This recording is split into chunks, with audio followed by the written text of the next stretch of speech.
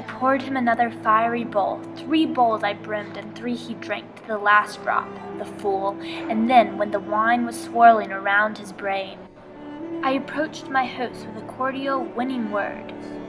So, you asked me the name? I'm known by Cyclops? I will tell you, but you must give me a guest gift. Nobody, that's my name. But he boomed back at me from his ruthless heart. Nobody? I'll eat nobody last of all his friends. I'll eat the others first. That's my gift to you. With that, he toppled over, sprawled full length flat on his back, and lay there, his massive neck slumping to one side, and sleep that conquers all overwhelmed him now. He vomited, blind drunk. Now at last I thrust our steak in a bed of embers to get it red hot, and rallied all my comrades. Courage, no panic, no one hang back now. I dragged the steak from the flames, my men clustering around, hoisting high that olive stake with its stabbing point straight into the monster's eye. They rammed it hard. I drove my weight on it from above and bored it home as a shipwright bores his beam with a shipwright's drill. So we seized out stake with its fiery tip and bored it round in the giant's eye till blood came boiling up around that smoking shaft. And hot blast singed his brow and eyelids round the core, and the broiling eyeball burst, its crackling roots blazed and hissed.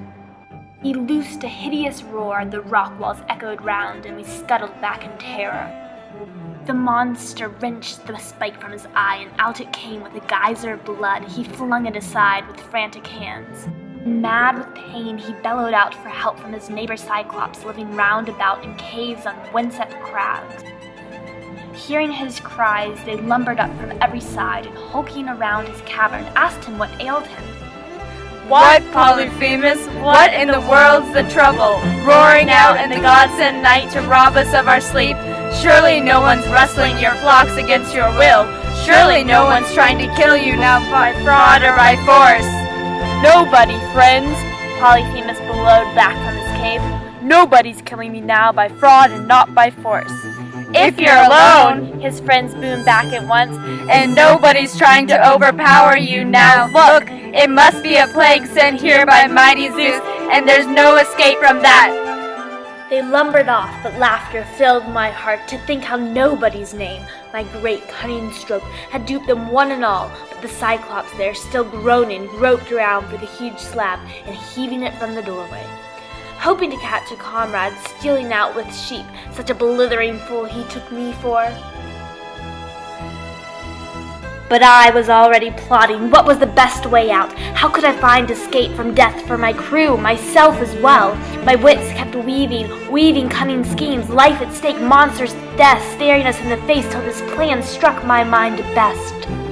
That flock, those well-fed rams with their splendid thick fleece, sturdy, handsome beasts sporting their dark weight of wool. I lashed them abreast, quietly twisting the willow twigs that the Cyclops slept on. Giant, lawless brute. I took them 3 by 3. Each ram in the middle bore a man, while the 2 rams either side would shield him well.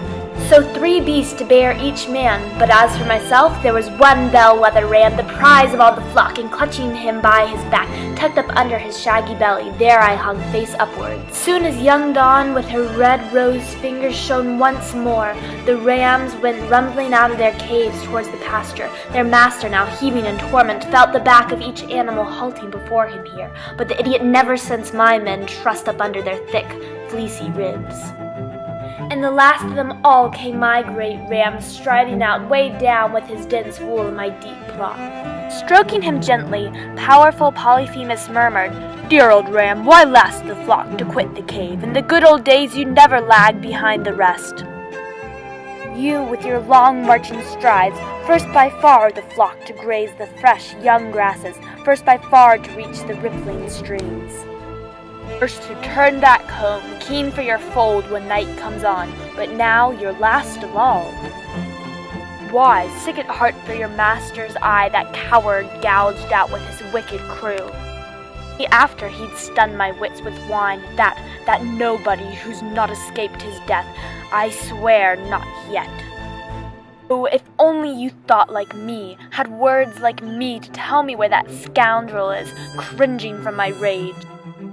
smash him against the ground. I'd spill his brains flooding across my cave, and that would ease my heart of the pains that good-for-nothing nobody made me suffer. With that, he let my ram go free outside, but soon as we got 1 foot past cave and courtyard, first I loosed myself from the ram, then loosed my men, then quickly, glancing back, and again we drove our flock, flew plump beats with their long shanks, straight to the ship, and a welcome sight we were to loyal comrades, who we'd escaped our death, but for all the rest they broke down and wailed. Cut it short, I stopped each shipmate's cries, my head tossing, brows frowning, silent signals. To hurry, tumble our fleecy herd on board, launch out on the open sea. They swung aboard, they sat to oars in hands, and in rhythm churned the water white with stroke on stroke. But once offshore, as far as a man's shout can carry, I called back to the Cyclops, stinging taunts. So, Cyclops, no weak coward it was whose crew you bent to devour there in your vaulted cave. You, with your brute force, your filthy crimes, came down on your own head. You shameless cannibal, daring to eat your guests in your own house, so Zeus and the other gods have paid you back. That made the rage of the monster boil over.